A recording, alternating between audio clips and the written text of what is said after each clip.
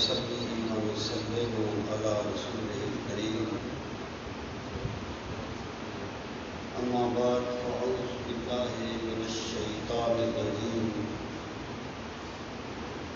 بسم الله الرحمن الرحيم هو الذي جعلكم خلائف الأرض ورفع بعضكم فوق بعض درجات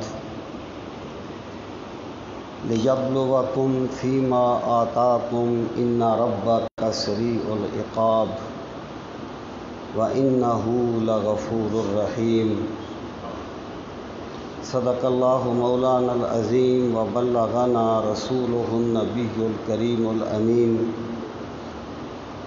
ونحن على ذلك لمن الشاهدين والشاكرين والحمد لله رب العالمين رب اشرح لي صدري ويسر لي أمري واحلل عقدة من لساني يفقهوا قولي اللهم أرنا الحق حقا وارزقنا اتباعه وَأَرِنَا الْبَاطِلَ بَاطِلًا وَارْزُقْنَا اجْتِنَابَهُ اللهم أرنا الأشياء كما هي إن الله وملائكته يصلون على النبي يا أيها الذين آمنوا صلوا عليه وسلموا تسليما اللهم صل وسلم على سيدنا ومولانا وملجأنا ومأوانا محمد وعلى آل وأصحاب سيدنا ومولانا محمد وبارك وسلم وصل عليه الصلاة والسلام عليك يا رسول الله وعلى آلك وأصحابك يا حبيب الله الصلاة والسلام عليك يا شفيع المذنبين وعلى آلك وأصحابك یا رحمت للعالمین۔ نہ تو زمین کے لیے ہے نہ آسمان کے لیے، نہ تو زمین کے لیے ہے نہ آسمان کے لیے، جہاں ہے تیرے لیے تو نہیں جہاں کے لیے۔ نہ تو زمین کے لیے ہے نہ آسمان کے لیے، جہاں ہے تیرے لیے تو نہیں جہاں کے لیے۔ یہ عقل و دل ہیں شرر شعلہ محبت کے، یہ عقل و دل ہیں شرر شعلہ محبت کے، وہ خار و خس کے لیے ہے یہ نیستاں کے لیے۔ اور رہے گا راویو نیلو فرات میں کب تک، رہے گا راویو نیلو فرات میں کب تک، تیرا سفینہ کے ہے بحر بے کراں کے لیے، تیرا سفینہ کے ہے بحر بے کراں کے لیے۔ انتہائی عزت و احترام کے لائق حضرت علامہ فیصل محمود صاحب، علامہ کامران اسلم صاحب اور دیگر قابل صد تکریم معزز و محترم علماء دین، نعت خوانان اعظام اور قابل صد تکریم معزز و محترم سامعین کرام، آج کی یہ تقریب حافظ فیصل صاحب کے بھائی حافظ وسیم صاحب کے چہلم کے سلسلہ میں انعقاد پذیر ہے۔ اللہ تعالیٰ مرحوم کی مغفرت فرمائے، اللہ تعالیٰ انہیں فردوس بری میں نبی کریم علیہ الصلاۃ والسلام کی خدمت کی سعادت نصیب فرمائے، اور اللہ تعالیٰ ان کے تمام لواحقین کو صبر جمیل عطا فرمائے۔ سامعین محترم، ایصال ثواب کے جو پروگرام منعقد کیے جاتے ہیں، یہ کوئی رسم یا فارمیلٹی نہیں ہوتے۔ اگر کوئی بندہ اسے رسم سمجھ کے کرتا ہے تو بہت فضول آدمی ہے۔ بندہ مومن کی زندگی کا کوئی کام رسم نہیں ہوتا، وہ مقصد ہوتا ہے۔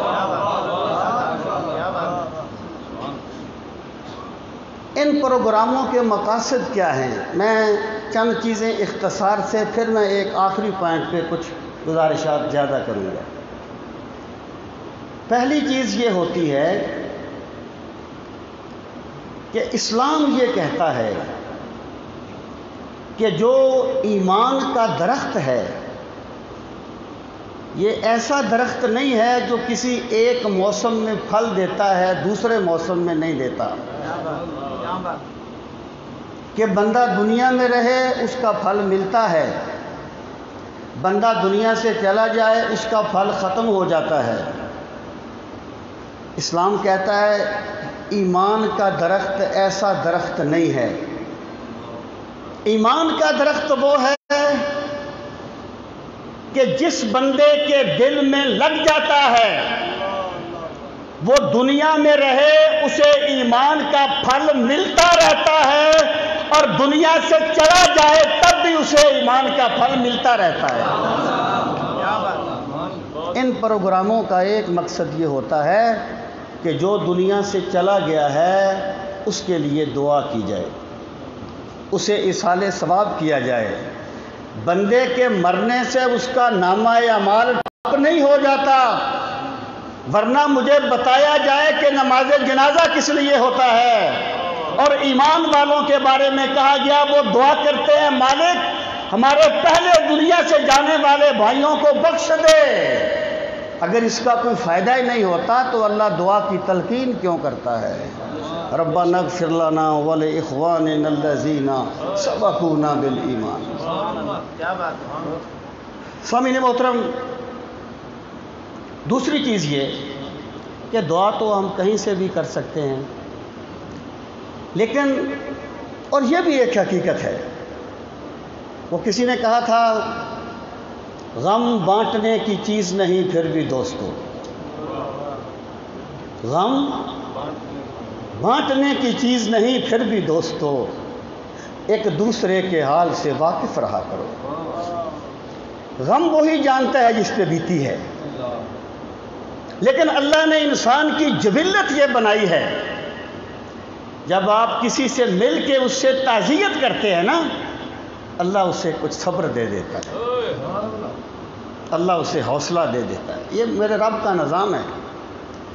اور بندہ مومن کو صبر دینا، حوصلہ دینا، یہ کوئی چھوٹی موٹی چیز نہیں ہے۔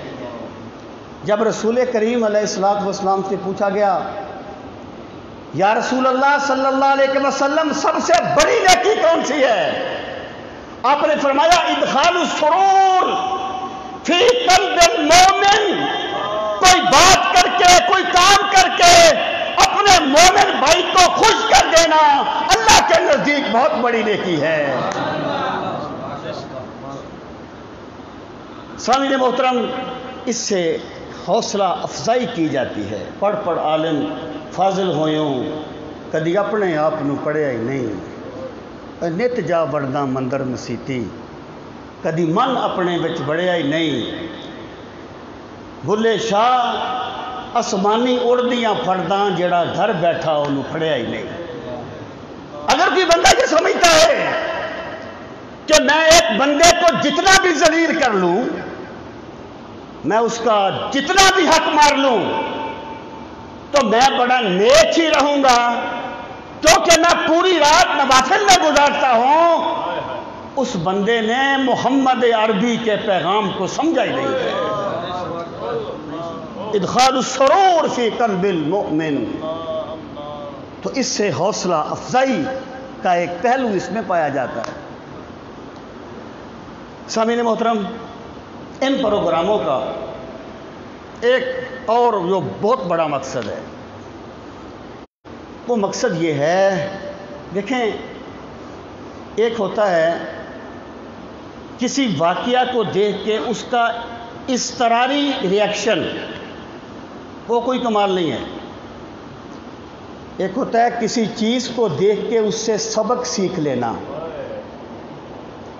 اس میں چھپے ہوئے خدائی پیغام کو پڑھ لینا. یہ ایمان کی آنکھ والوں کو نصیب ہوتا ہے. قرآن مجید میں کہا گیا نا کہ جب وہ بنی اسرائیل نے اللہ کے احکامات کا مذاق اڑایا تو انہیں بندر بنا دیا گیا.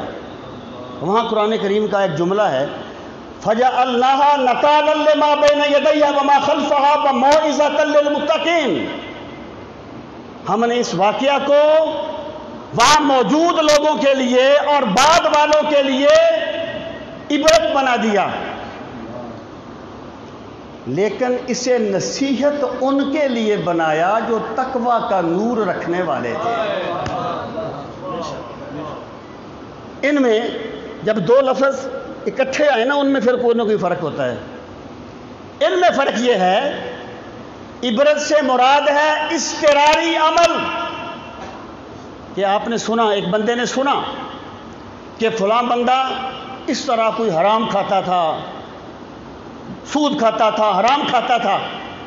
جب وہ مرا تو اس کی قبر سے سانپ نکلے، بندے نے کانوں کو ہاتھ لگا لیا. یہ اضطراری عمل ہے. نصیحت یہ ہے کہ بندہ اس سے یہ عبرت کا یہ سبق لے کہ جس کام کرنے کی وجہ سے وہ اللہ کے عذاب میں گرفتار ہوا، میں اس کام کے قریب نہیں جاؤں گا. جب زلزلہ آتا ہے نا تو اضطراری طور پہ جس نے کبھی کلمہ نہیں پڑھا ہوتا وہ بھی لا الہ الا اللہ کا ورد کرنا شروع کر دیتا ہے. اچھی بات ہے، میں اس کی مذمت نہیں کرتا، اچھی بات ہے. غش کھا کے داغ یار کے قدموں میں گر پڑا، دیوانے نے بھی کام کیا ہوشیار کا. اگر اس نے اضطراری طور پر بھی اللہ کو یاد کیا تو اچھی بات ہے، لیکن کمال نہیں ہے. کمال یہ ہے کہ بندہ اپنی بے بکعتی کو سمجھے، جیسے اضطراری حالت میں لا الہ کا ورد کرتا تھا ویسے اختیاری حالت میں لا الہ کا ورد شروع کر دے. یہ کمال ایمان ہے، یہ ایمان کی آنکھ کا کمال ہے. تو سامعین محترم، حیدرآباد دکن کے ایک بزرگ تھے، ان کا نام تھا سائیں غلام حسین چشتی. ان کی ایک کتاب ہے چھوٹے چھوٹے سوال و جواب کی شکل میں، اخلاق صابری. ان سے پوچھا گیا، حضرت اندھا کون ہوتا ہے؟ اندھا کون ہوتا ہے؟ فرمایا، جو دوسرے کا جنازہ دیکھ کر چشم تصور میں اپنا جنازہ نہیں دیکھ لیتا وہ اندھا ہوتا ہے. بخدا یہ فارمیلٹی نہیں ہوتے، یہ رسمیں نہیں ہوتی، یہ سارا کچھ سامنے ہے. یہ پروگرام اس لیے کیے جاتے ہیں کہ بندوں کو اپنی آخرت کی یاد آ جائے. جس بندے نے اپنی آخرت کا سبق لے لیا وہ قسمت کا سکندر ہے. اللہ نے اسے ایمان والی آنکھ عطا کر دی ہے. سامعین محترم، یہ زندگی کیا ہے، اس کے اتار چڑھاؤ کیا ہیں، میرے رب کا ضابطہ کیا ہے، جو آیہ کریمہ میں نے آپ کے سامنے تلاوت کی اس میں ان چیزوں کو بیان کیا گیا. اللہ رب العزت نے پہلے 2 سوالوں کا جواب دیا. 2 سوال بالکل واضح ہیں، کوئی بندہ اس کا انکار نہیں کر سکتا، عالم ہو، فاضل ہو، ناخواندہ ہو، کوئی بھی ہو. پہلا سوال یہ کہ اس دنیا میں جو بھی آتا ہے وہ جانے کے لیے آتا ہے. جو بھی پھول کھلتا ہے مرجھانے کے لیے کھلتا ہے. اور جب کوئی دنیا سے چلا جائے تو پلٹ کے واپس نہیں آتا. جو بھی جاتا ہے تہے خاک وہ آتا ہی نہیں. جو بھی جاتا ہے تہے خاک وہ آتا ہی نہیں. کوئی تو بتلائے تہے خاک تماشا کیا ہے. جو بندہ بھی آیا جانے کے لیے آیا، اور انسان دست قدرت کا شاہکار ہے. اللہ نے انسان کو اپنی تخلیق کا شاہکار بنایا ہے. لقد خلقنا الانسان فی احسن تقویم. تیری فطرت ابھی ہے ممکنہ کے زندگانی کی، جہاں کے جوہر مضمر کا گویا امتحان تو ہے. یہ انسان دست قدرت کا شاہکار ہے. ایک مصور اپنی تصویر ضائع نہیں کرتا. ایک فنکار اپنا فن پارا ضائع نہیں کرتا. تو اللہ اپنے بندے کو خاک میں کیوں ملا دیتا ہے؟ خاک میں کیا صورتیں ہوں گی کہ اریاں ہو گئیں. کیسے کیسے ہیرے مٹی میں مل جاتے ہیں، کیسے کیسے جوان خاک کا رزق بن جاتے ہیں.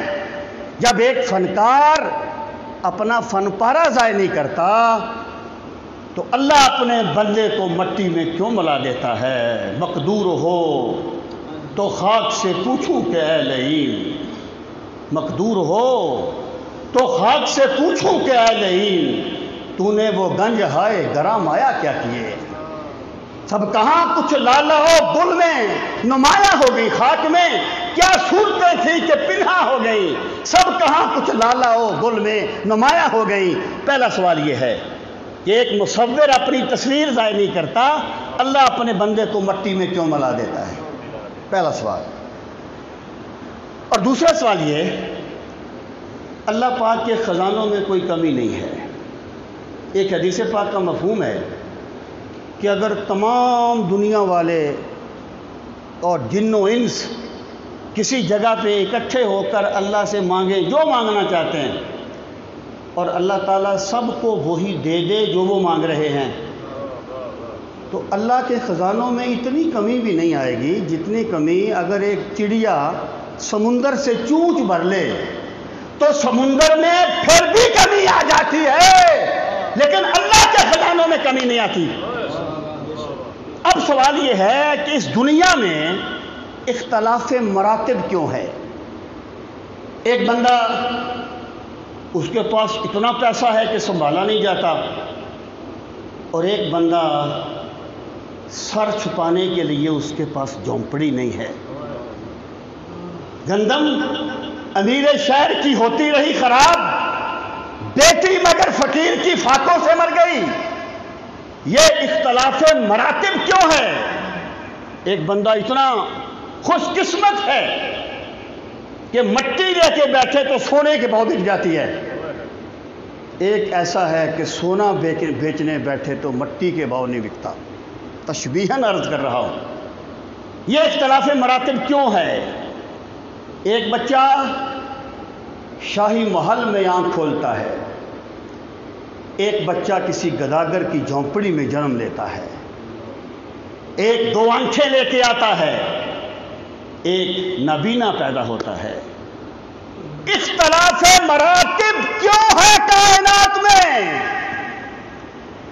سامعین محترم، یہاں پر میں یہ بات بھی عرض کروں، اختلاف مراتب ایک فطرتی ہے اور ایک ہمارے سماج کا پیدا کردہ ہے. جو اختلاف مراتب سماج پیدا کرتا ہے نا، یہ گندم امیر شہر کی ہوتی رہی خراب، بیٹی مگر فقیر کی فاقوں سے مر گئی، یہ سماج کا اختلاف ہے، قدرت کا نہیں. اقبال نے کہا تھا کہ جس کھیت سے ڈاکہ کو میسر نہ ہو روزی، اس کھیت کی ہر خوشائی گندم کو جلا دو. اللہ نے ہر بندے کو باعزت زندگی گزارنے کا سامان دیا ہے. یہ بندہ بندے کا دشمن ہے جو بندہ بھوکا مر جاتا ہے. میں مصنوعی اختلاف مراتب کی تائید نہیں کر رہا، میں فطرتی اختلاف مراتب کی بات کر رہا ہوں. جہاں پر کوئی تخت پہ بیٹھا ہوتا ہے، کوئی دروازے پہ کھڑا ہوتا ہے۔ جو بندہ یہ کہتا ہے، جیسے اشتراکیوں نے کہا تھا کہ ہم سب اختلاف مٹا دیں گے، ہم مالک اور مزدور کو برابر کر دیں گے، یہ غیر فطری سوچ تھی، کیونکہ مطلق اختلاف مراتب یہ خدائی نظام کا ایک حصہ ہے، اس کے بغیر دنیا چل نہیں سکتی۔ یہ اختلاف مراتب کیوں ہے دنیا میں؟ اللہ رب العزت نے ان دونوں سوالوں کا جواب دیا۔ پہلے زندگی کے بارے میں یہ دو سوال ہیں بالکل واضح، ان کا جواب فرمایا هو الذی جعلکم خلائف الارض، وہ وہی ہے جس نے تمہیں پہلوں کا جانشین بنایا۔ آج تم ہو، ہماری جنریشن ہے، آپ ذرا 100 سال پیچھے چلے جائیں اور جنریشن تھی، 100 سال پیچھے چلے جائیں اور 100 سال آگے چلے جائیں اور پھر اللہ پاک نے یہ نہیں فرمایا کہ هو اللہ الذی جعلکم خلائف الارض، یہ نہیں فرمایا کہ اللہ وہ ہے، نہیں، هو الذی، وہ وہی ہے جس نے تمہیں پہلوں کا جانشین بنایا۔ مطلب کیا ہے؟ لوگوں، تم نہ دنیا میں اپنی مرضی سے آتے ہو، نہ دنیا سے اپنی مرضی سے جاتے ہو، تم آنے میں بھی اللہ کے حکم کے پابند ہو، جانے میں بھی اللہ کے حکم کے پابند ہو، تو ابدیت کا تقاضا یہ ہے کہ زندگی میں بھی اس کے حکم کے پابند رہا کرو۔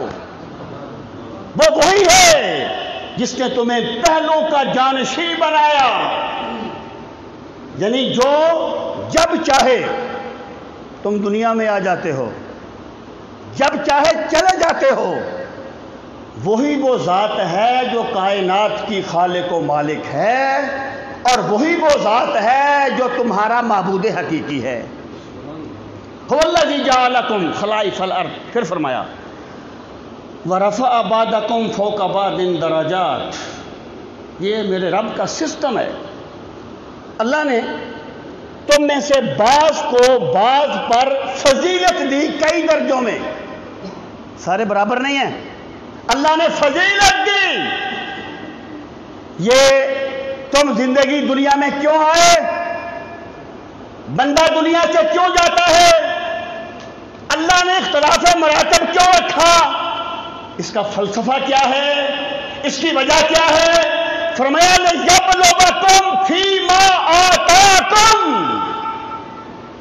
تاکہ اللہ نے تمہیں جو کچھ دیا ہے اس میں تمہارا رب تمہاری آزمائش کرے۔ کلزم ہستی سے تو ابرا ہے مانند حباب، اس زیاں خانے میں تیرا امتحان ہے زندگی۔ اللہ نے تمہیں جو کچھ دیا، اللہ اس میں تمہاری آزمائش کر رہا ہے۔ تمہارے دنیا میں آنے کا مقصد تمہاری آزمائش ہے۔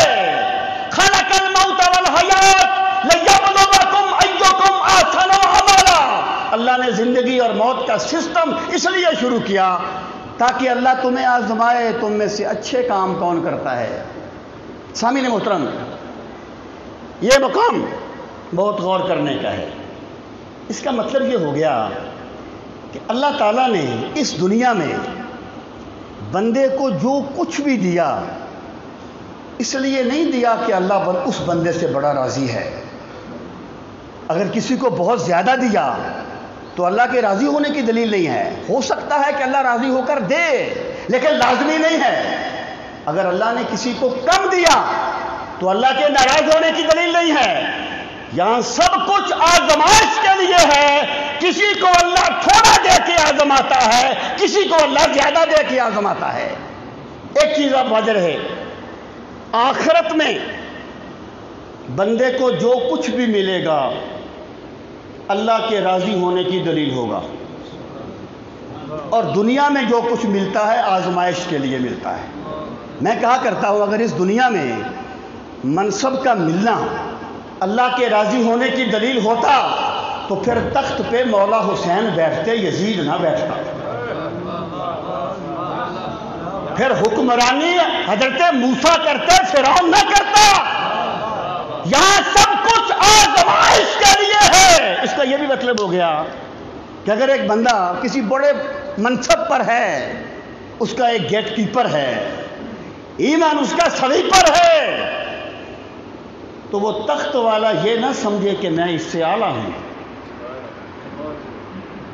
آدم کے کسی روپ کی توہین نہ کر، آدم کے کسی روپ کی توہین نہ کر، پھرتا ہے خدا دنیا میں کئی دیس بدل کر۔ یہ میرا خدا جانتا ہے کہ تخت والا محبوب ہے یا جھاڑو دینے والا محبوب ہے۔ مت سوچنا اس چیز کو۔ اللہ فرماتا ہے تمہیں جو کچھ بھی دیا ہے ہم نے آزمائش کے لیے دیا ہے۔ ہم نے تمہیں زبان دی ہے اس لیے نہیں کہ جھوٹ بولتے رہو، اس لیے نہیں کہ غیبت کرتے رہو، اس لیے نہیں کہ لوگوں کو گالیاں دیتے رہو۔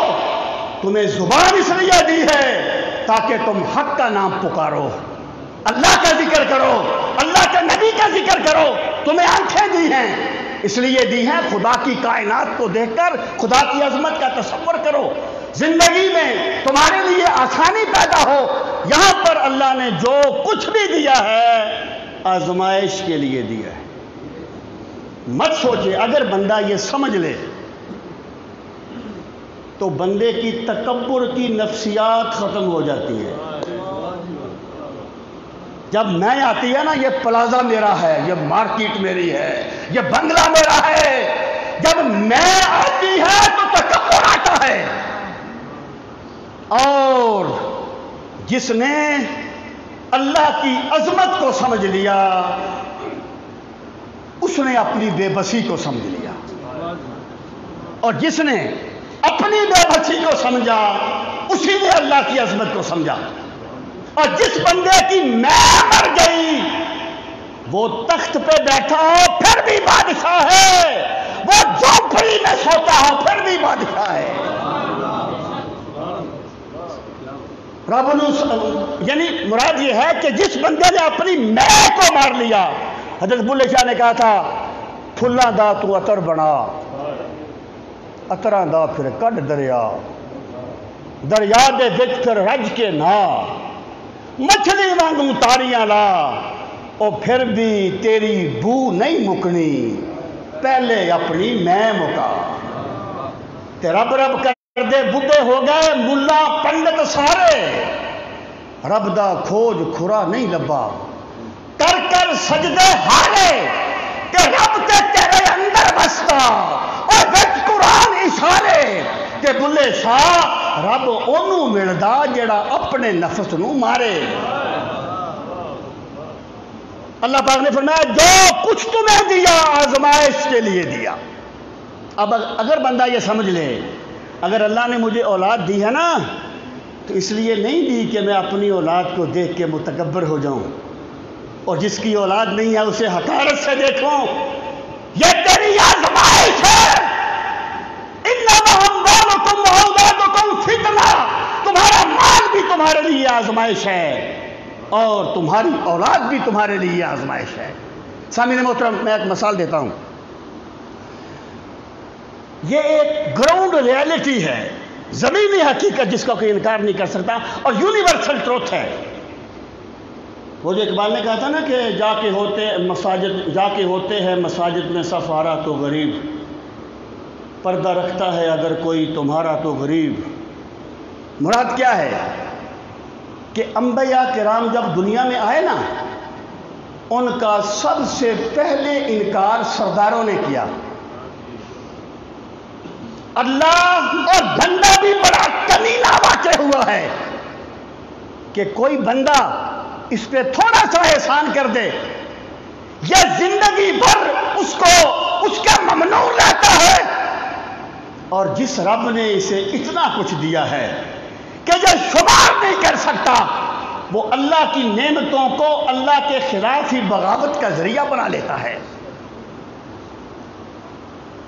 اللہ نے مال دیا بندے کو آزمانے کے لیے، لیکن گراؤنڈ ریالٹی یہ ہے کہ جن کے پاس مال آیا اللہ ماشاءاللہ میں کہا کرتا ہوں جب اللہ سے مال مانگو تو ساتھ ظرف بھی مانگا کرو. مال نہیں گمراہ کرتا، کم ظرفی گمراہ کرتی ہے. اور جس کو اللہ ظرف دے دیتا ہے نا، پھر خدا کے پاک بندوں کو شاہی میں فقیری میں ذرا کوئی اگر محفوظ رکھتی ہے تو استغنا، پھر وہ تخت پہ بیٹھے پھر بھی فقیر ہوتے ہیں، اور جھونپڑی میں رہیں پھر بھی فقیر ہوتے ہیں. مال اللہ کی طرف سے آزمائش ہے، لیکن لوگوں نے اسے بگاڑ کا ذریعہ بنا لیا. لیکن اسلام یہ کہتا ہے کہ مال فی نفسے ہی برا نہیں ہے. وہ جو حدیث پاک ہے نا، الدنیا ملعون و ملعون من فیہا، کہ دنیا ملعون ہے اور جو کچھ اس میں ہے وہ ملعون ہے. جسے پڑھ کے ایک بہت بڑے صاحب کہتے ہیں میں حدیث کا باغی ہو گیا تھا. اس کا اگلا جملہ نہیں پڑھا تم نے، اس کا اگلا جملہ یہ تھا الا من ابتغی بہ وجہ اللہ، مگر دنیا کا وہ مال، وہ چیز جو تجھے اللہ کے قریب کر دے وہ لعنت نہیں ہے، اللہ کا فضل ہے. الا من ابتغی بہ وجہ اللہ. سامعین محترم، اسلام یہ کہتا ہے لوگوں مال فی نفسے ہی برا نہیں ہے، یہ تمہاری آزمائش ہے.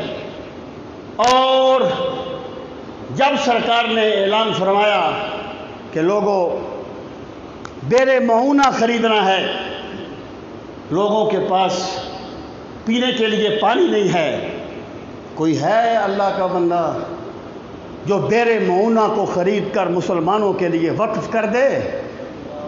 میرے پاک نبی نے اعلان فرمایا اللہ اسے جنت دے گا. اس وقت کوئی غریب صحابی نہیں اٹھا تھا، کیونکہ یہ غریب صحابہ کا کام نہیں تھا. اس وقت ایک مالدار عثمان غنی اٹھے تھے. عثمان غنی اٹھے تھے، مسجد نبوی کی توسیع کا معاملہ تھا، تو مالدار عثمان غنی اٹھے تھے کہ میں حاضر ہوں یا رسول اللہ. تو سرکار نے انہیں بارہا جنت کی بشارت دی تھی. یہ مال اس لیے نہیں ہے کہ غریبوں کو بندہ حقارت سے دیکھنا شروع کر دے. یہ مال اس لیے نہیں ہے کہ اس کے بل بوتے پر تم دوسروں کے حقوق صاف کرتے رہو. مال بندے کی آزمائش ہے. اگر بندہ آزمائش میں کامیاب ہو جائے تو مال اللہ کا فضل بن جاتا ہے، اور اگر مال بندے کو گمراہ کر دے تو پھر مال اللہ کا عذاب بن جاتا ہے. سامعین محترم، ایک صوفی نے کہا تھا کہ اللہ تعالیٰ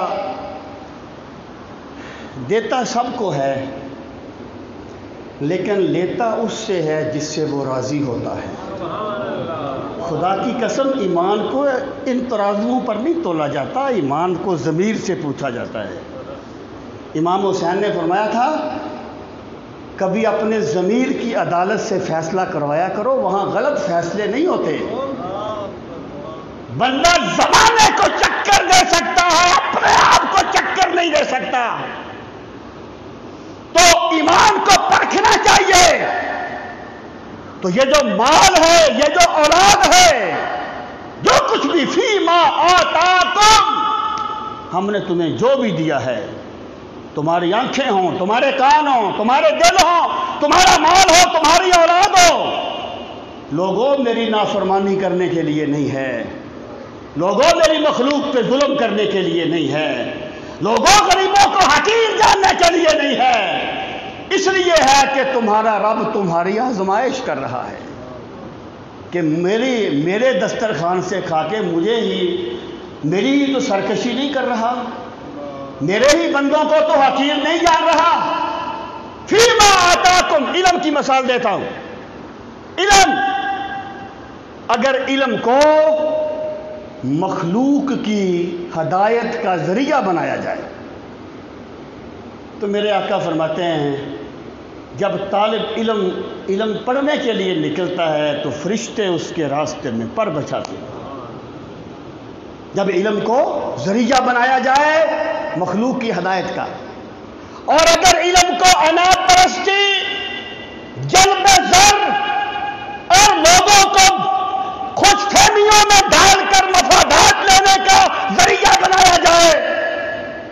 علم اللہ کی نعمت نہیں رہتا، پھر علم بندے کے لیے تباہی بن جاتا ہے۔ فرمایا میرے پاک نبی صلی اللہ علیہ وسلم نے کہ قیامت کا دن ہوگا، دوزخ کی آگ ایک بندے کو اٹھا کر باہر پھینکے گی، اس کا پیٹ پھٹ جائے گا، اس کی آنتڑیاں باہر نکلیں گی، وہ اپنی آنتڑیوں کے گرد اس طرح گھومے گا جیسے گدھا چکی کے گرد گھومتا ہے۔ لوگ اکٹھے ہو جائیں گے، کہیں گے اے فلاں تو بڑا نیک آدمی تھا، تو ہمیں دین کی باتیں بتایا کرتا تھا، تیرے ساتھ کیا ہوگا؟ وہ کہے گا میں تمہیں تو نیکی کی تلقین کرتا تھا، خود نیکی نہیں کیا کرتا تھا۔ لِيَبْلُوَكُمْ فِيمَا آتَاكُمْ، تمہیں جو کچھ بھی تمہارے رب نے دیا ہے تمہاری آزمائش کے لیے دیا ہے۔ جس بندے نے اس بات کو سمجھ لیا وہ زندگی کی بازی جیت جائے گا، اور جس بندے نے اسے تکبر کا ذریعہ بنا لیا، انا پرستی، وہ ایک بندہ تھا عہد نبوت میں، اس کا نام سالبہ یا ابو سالبہ اختلاف ہے، وہ ایک الگ بات ہے، برحال وہ سرکار کی بارگاہ میں آیا، کہنے لگا دعا فرمائیے اللہ مجھے مال دے، بڑا غریب تھا، دعا فرمائیے اللہ مجھے مال دے۔ جب اس نے بار بار کہا نا تو سرکار نے ایک جملہ فرمایا، آپ نے فرمایا قلیل تطیق شکرہ خیر من کثیر لا تطیق شکرہ، وہ تھوڑا مال جسے پا کر تو اللہ کا شکر ادا کرتا رہے، اس زیادہ مال سے بہتر ہے تو جس کا شکر ادا نہ کر سکے۔ حضرت شہاب نے بھی کہا تھا نا بقیت اللہ خیر لکم ان کنتم مومنین، اگر تم ایمان والے ہو تو اللہ کی بندگی میں، اللہ کی رضا میں، اللہ کا حکم مانتے ہوئے تھوڑا ہی بہت زیادہ ہوتا ہے۔ تو اس نے کہا نہیں حضور میں بڑا اللہ کا شکر ادا کروں گا، مختصر میں کر رہا ہوں۔ سرکار نے اس کے لیے دعا فرمائی، اس کے مال میں برکت ہوئی، اتنی برکت ہوئی کہ اس کے پاس اتنی بکریاں ہو گئیں کہ مدینے کی کسی حویلی میں ان بکریوں کا رکھنا ممکن نہیں تھا۔ پہلے ہر وقت مسجد میں رہتا تھا، اسے حمامت المسجد کہتے تھے، مسجد کی کبوتری ہے۔ جب مال بڑھا تو پھر بس ایک نماز پہ آنے لگا، پھر بڑھ گیا جمعے کے جمعے آنے لگا، اس طریقے سے دور ہوتا گیا یہاں تک کہ زکوٰۃ کا حکم پہنچا۔ وہ جنگل میں چلا گیا، سرکار نے بھیجا جاؤ اس سے زکوٰۃ لے کے آؤ۔ جس طریقے سے غریب بندہ بخیل ہوتا ہے نا، اس طریقے سے امیر بھی بخیل ہوتا ہے۔ امیر دکھاوے پہ لگا دیتا ہے، نیکی پر نہیں لگاتا الا ماشاءاللہ۔ جس امیر کو اللہ نے نیکی پر لگانے کی توفیق دے دی اسے مبارک ہو، اللہ نے اسے ایمان دیا ہے۔ اس نے کہا اوہو اتنی زیادہ بکریاں چلی جائیں گی، واپس آ گئے سرکار کے صحابی، آ کے سرکار کو بتایا، اور جب ان کو دیکھا نا سرکار نے، آپ نے فرمایا ویح لسالبہ، سالبہ تو برباد ہو گیا، ہائے ہائے سالبہ تو برباد ہو گیا۔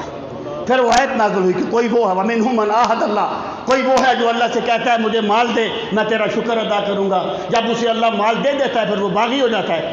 تو پھر وہ اپنا مال لے کے آیا سرکار کی بارگاہ میں، کہنے لگا یا رسول اللہ قبول فرمائیے۔ آپ نے فرمایا میرے رب نے مجھے تیرا صدقہ لینے سے منع کر دیا ہے۔ اللہ کوئی محتاج ہے کسی کے صدقے کا؟ اللہ کا دین محتاج ہے کسی کی مدد کا؟ تم محتاج ہو اللہ کے دین کی مدد کرنے کے، مجھے منع کر دیا ہے، روتا رہا، واپس چلا گیا۔ پھر آگے ابو بکر میں آیا سرکار، اس کو بھی سید صدیق اکبر نے اس کا مال نہیں لیا۔ پھر عہد عثمانی میں وہ مر گیا۔ یہ مال کی آزمائش ہے۔ اور یہ دوسرا منظر آپ کو دکھاؤں، سرکار کے صحابی ہیں حضرت صہیب رومی رضی اللہ تعالیٰ عنہ، روم سے آئے تھے، تاجر تھے۔ جب ہجرت کرنے کا وقت آیا نا، جانے لگے مدینہ منورہ، تو مشرکین نے گھیر لیا، کہنے لگے تم مدینہ نہیں جا سکتے، جب تم مکے میں آئے تھے نا تو تمہارے پاس کوئی مال نہیں تھا، تم نے سارا مال یہاں بیٹھ کے یہاں مکے میں کمایا ہے، اگر اپنے نبی کے قدموں میں جانا چاہتے ہو تو جا سکتے ہو، شرط یہ ہے کہ سارا مال یہاں دے کے جانا ہوگا۔ حضرت صہیب رومی نے کہا میرا سارا مال لے لو اور مجھے اپنے نبی کے قدموں میں جانے دو۔ حضرت صہیب نے سارا مال دے دیا۔ جب مدینہ منورہ میں پہنچے ابھی کچھ بتایا نہیں اور وہ موبائل کا دور بھی نہیں تھا، سرکار نے دیکھ کر 3 مرتبہ فرمایا ربح صہیب، ربح صہیب، ربح صہیب۔ صہیب تو تاجر ہے، تو نے زندگی میں بڑے نفع کمائے ہیں، لیکن جتنے نفع کا سودا آج کر کے آیا ہے پہلے کبھی نہیں کیا۔ اچھا ہے دل کے پاس رہے پاسبان عقل، لیکن کبھی کبھی اسے تنہا بھی چھوڑ دے۔ ہمیشہ لینا ہی کمال نہیں ہوتا، کبھی دینا بھی کمال ہوتا ہے۔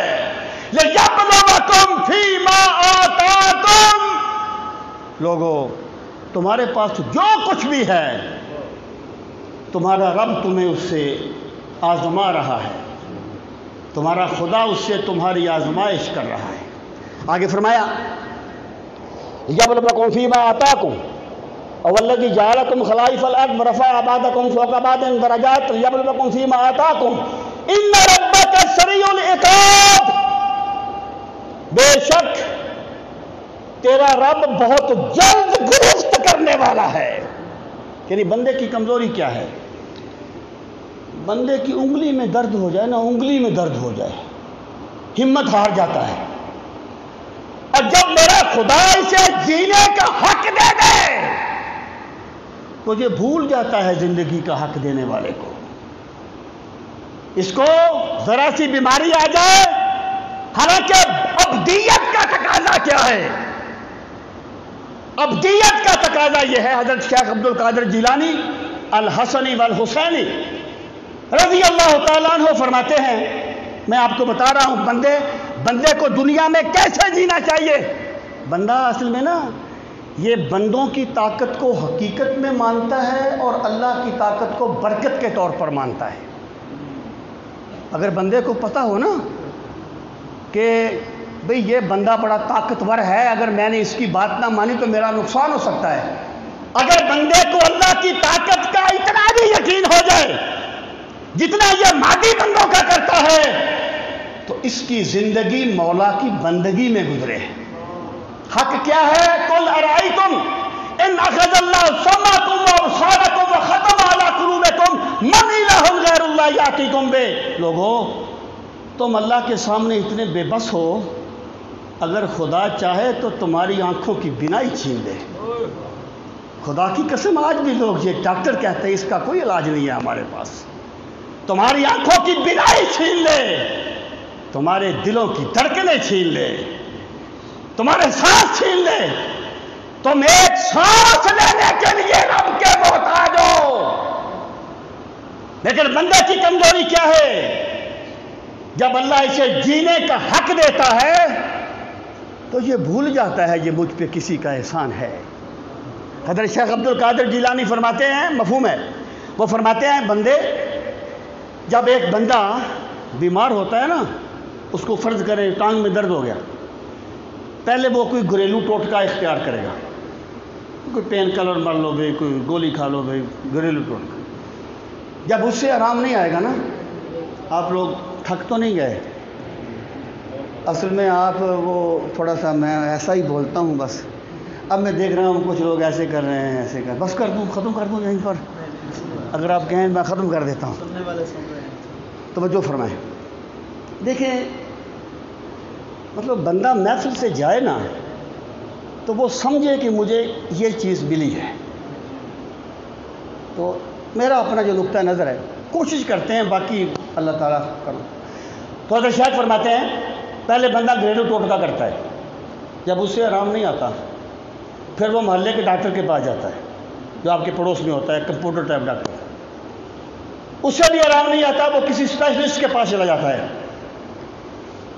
جب دنیا کے سارے ڈاکٹر جو اس کی استطاعت میں تھے ان کے پاس جائے اور ڈاکٹر کہے کہ بھائی اس کا کوئی علاج نہیں ہے، تو پھر بندہ خالص اللہ کی طرف رجوع کرتا ہے۔ ہائے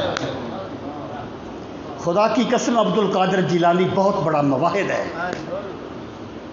ہمارے ایک دوست کہا کرتے تھے، علامہ قریشی صاحب کی بات کر رہا ہوں، کہتے تھے یار میں سوچتا تھا کہ چشتی ہے وہ بھی 11ویں دلواتا ہے، نقش بندی ہے وہ بھی 11ویں دلواتا ہے، کوئی بھی سلسلہ ہو 11ویں دلواتا ہے، یہ عبد القادر جیلانی میں ہے کیا؟ کس لیے اللہ نے ان کو جب پذیرائی بخشی؟ تو کہتے ہیں جب میں نے ان کو پڑھا نا پھر مجھے اندازہ ہوا کہ شیخ عبد القادر جیلانی نے جو اللہ کی توحید کے گن گائے ہیں نا اسے اللہ نے قبول فرما لیا ہے۔ تو فرماتے ہیں جب دنیا کے سارے ڈاکٹر تجھے جواب دے دے نا پھر بندہ خالص اللہ کی طرف رجوع کرتا ہے۔ فرماتے ہیں ابدیت کا تقاضا یہ ہے کہ جب تیرے پاس سارے آپشن موجود تھے تب بھی تو اللہ کی طرف ویسے ہی رجوع کرتا جیسے بے بس ہو کے اللہ کی طرف رجوع کیا ہے۔ بندے کی یہ کمزوری ہے، اللہ اسے جینے کا حق دے تو یہ کہتا ہے